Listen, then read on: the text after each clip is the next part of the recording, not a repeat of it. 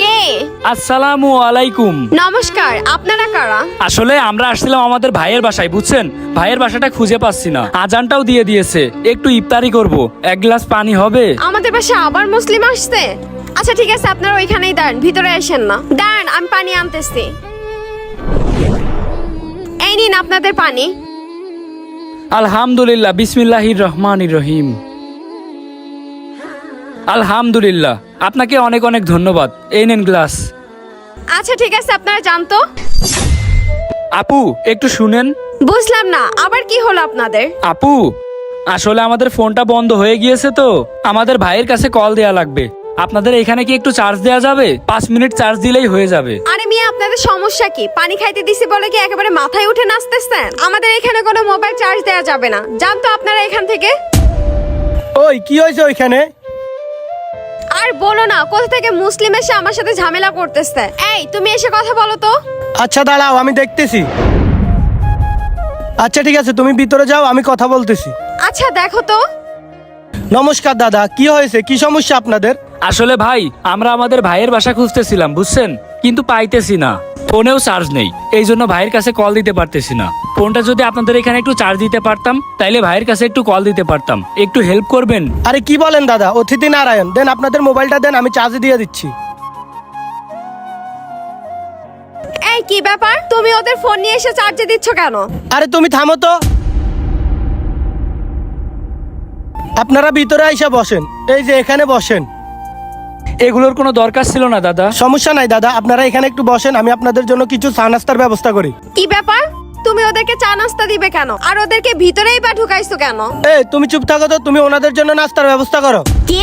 তুমি আমাকে বলতেছো এই মুসলিমদের জন্য নাস্তা বানাইতে? আমি পারবো না, তুমি যাও। তোমার এত কথা বলতে বলছি, তোমার যাইয়া বলছি না ওনাদের জন্য নাস্তার ব্যবস্থা করতে? তুমি তো দেখি আমার থেকেও বেশি কথা বলো। আচ্ছা ভাই থাক না, আমাদের জন্য কোনো নাস্তা আনা লাগবে না। আমাদের মোবাইলটা একটু চার্জ হোক, চার্জ হইলেই আমরা চলে যাচ্ছি। আমরা একটুখানি বসি। আরে না না, এটা কিভাবে হয়? আপনারা আমার অতিথি, আপনারা কিভাবে খালি মুখে যাও? তুমি যাও, তোমার যাইতে বলছি না।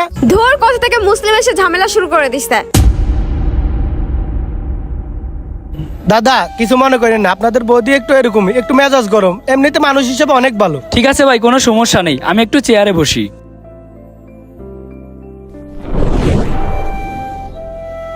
এই নেন, খেয়ে এখান থেকে বিদায় হন।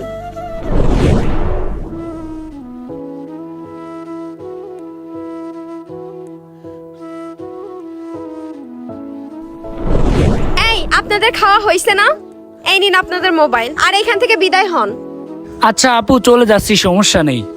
আরে না দাদা থামেন, আপনারা সবগুলো খাবার শেষ করে তারপর যাবেন। আর তুমি সে প্রথম থেকে কি শুরু করছো? অতিথির সাথে কেউ কখনো এরকম ব্যবহার করে? অতিথি নারায়ণ। শোনো, তোমার আজকে একটা কথা বলি, অতিথি যে ধর্মের হোক না কেন, তার সাথে কখনো খারাপ ব্যবহার করতে নয়। আমরা সবাই ভাই ভাই, সে হিন্দু হোক বা মুসলিম। ওনারা মুসলিম হয়েছে তো কি হয়েছে, তাই বলে কি আমরা ওনাদের সাথে খারাপ ব্যবহার করব? ওনারা আমাদের বাসায় আসছে, আমাদের তো উচিত ওনাদেরকে আপ্যায়ন করা। যাক ভাই, আপনার ব্যবহারটা দেখে আসলে অনেক খুশি হয়েছি। ওনার ব্যবহারটা দেখে খারাপ লাগতেছিল, কিন্তু আপনি যেই ব্যবহারটা করলেন আসলেই অনেক খুশি হয়েছি। আমরা যেই ধর্মেরই হই না কেন ভাই, আমরা তো সবাই মানুষ, তাই না? আমাদের সবার সাথেই তো ভালো ব্যবহার করা উচিত, সেটা যেই ধর্মেরই হোক না কেন। আপু যেই ব্যবহার করতেছিল আমাদের সাথে, ভাই সত্যি অনেক খারাপ লাগতেছিল, বুঝছেন, কিন্তু বলতে পারতেছিলাম না। কিন্তু আপনি যেই কথাগুলো বললেন শুনে আসলে অনেক খুশি হয়েছি, আমার কাছে অনেক ভালো লেগেছে। আমরা মুসলিম হই বা হিন্দু, তাতে কি হয়েছে? আমাদের সবার রক্ত তো এক, রক্তের ভিতর তো কোনো ভেদাভেদ নেই, সবার রক্তই তো লাল। আচ্ছা ঠিক আছে দাদা, আমার আসলে বুঝতে ভুল হয়েছে। আপনারা খাবার শেষ করে তারপরে যান। ঠিক আছে। হ্যাঁ, পৃথিবীতে এরকম অনেক মানুষ আছে যাদের বাসায় অন্য ধর্মের মানুষ আসলে তাদের সাথে অনেক খারাপ ব্যবহার করে। এটা করা কখনোই উচিত না। আপনার বাসায় যদি অন্য ধর্মের মানুষ আসতো, তাইলে কি আপনি তার সাথে এরকম ব্যবহার করতেন? কমেন্ট করে যাবেন অবশ্যই।